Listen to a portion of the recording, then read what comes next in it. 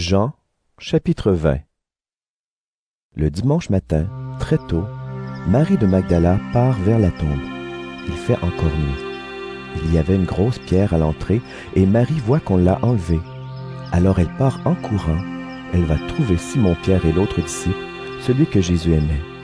Elle leur dit: « On a enlevé le Seigneur de la tombe et nous ne savons pas où on l'a mis. » Pierre et l'autre disciple partent.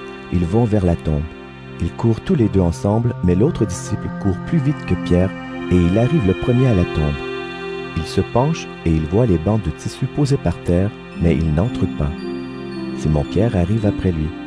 Il entre dans la tombe, il regarde les bandes de tissu posées par terre. Il regarde aussi le linge qu'on avait mis sur la tête de Jésus. Ce linge n'est pas posé avec les bandes de tissu, il est enroulé à part, à un autre endroit. Alors l'autre disciple, celui qui est arrivé le premier à la tombe, entre lui aussi. Il voit et il croit. En effet, les disciples n'avaient pas encore compris ce que les livres saints annonçaient. Jésus doit se relever de la mort. Ensuite, les deux disciples retournent chez eux. Marie est restée dehors, près de la tombe, et elle pleure. En pleurant, elle se penche vers la tombe. Elle voit deux anges habillés avec des vêtements blancs. Ils sont assis à l'endroit où on avait mis le corps de Jésus, l'un à la place de la tête et l'autre à la place des pieds. Les anges demandent à Marie: « Pourquoi est-ce que tu pleures? » Elle leur répond: « On a enlevé mon Seigneur et je ne sais pas où on l'a mis. » En disant cela, elle se retourne et elle voit Jésus qui est là, mais elle ne sait pas que c'est Jésus. Jésus lui demande: « Pourquoi est-ce que tu pleures? Qui cherches-tu? » Marie croit que c'est le jardinier.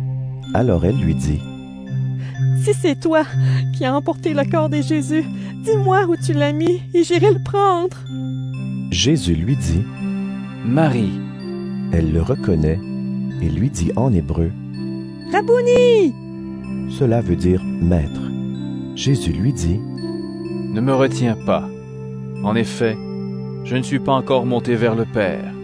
Mais va trouver mes frères et dis-leur de ma part: je monte vers mon Père. Il est aussi votre Père. Je monte vers mon Dieu. Il est aussi votre Dieu. » Alors Marie de Magdala va annoncer aux disciples: « J'ai vu le Seigneur !» Et elle leur raconte ce qu'il a dit. Le soir de ce même dimanche, les disciples sont réunis dans une maison. Ils ont fermé les portes à clé parce qu'ils ont peur des chefs juifs. Jésus vient et se tient au milieu d'eux. Il leur dit: « La paix soit avec vous. » Après qu'il a dit cela, il leur montre ses mains et son côté.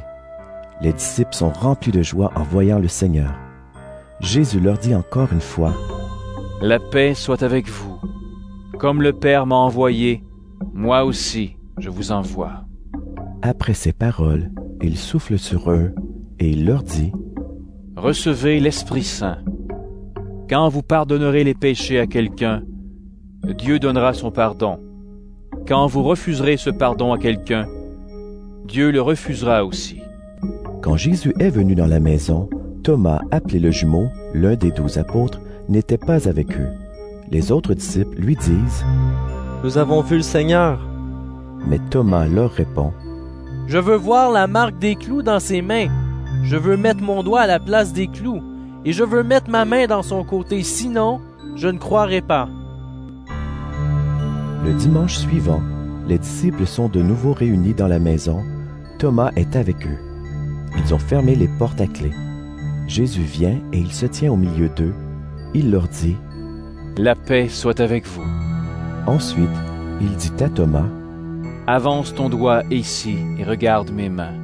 Avance ta main et mets-la dans mon côté. Arrête de douter et crois. » Thomas lui répond: « Mon Seigneur et mon Dieu! » Jésus lui dit: « Tu crois parce que tu m'as vu. Ils sont heureux, ceux qui n'ont pas vu et qui croient. » Devant ses disciples, Jésus a encore fait beaucoup d'autres signes étonnants, mais on ne les a pas racontés dans ce livre. Ceux qu'on a racontés ici vous permettent de croire que Jésus est le Messie, le Fils de Dieu. Alors si vous croyez, vous aurez la vie par lui.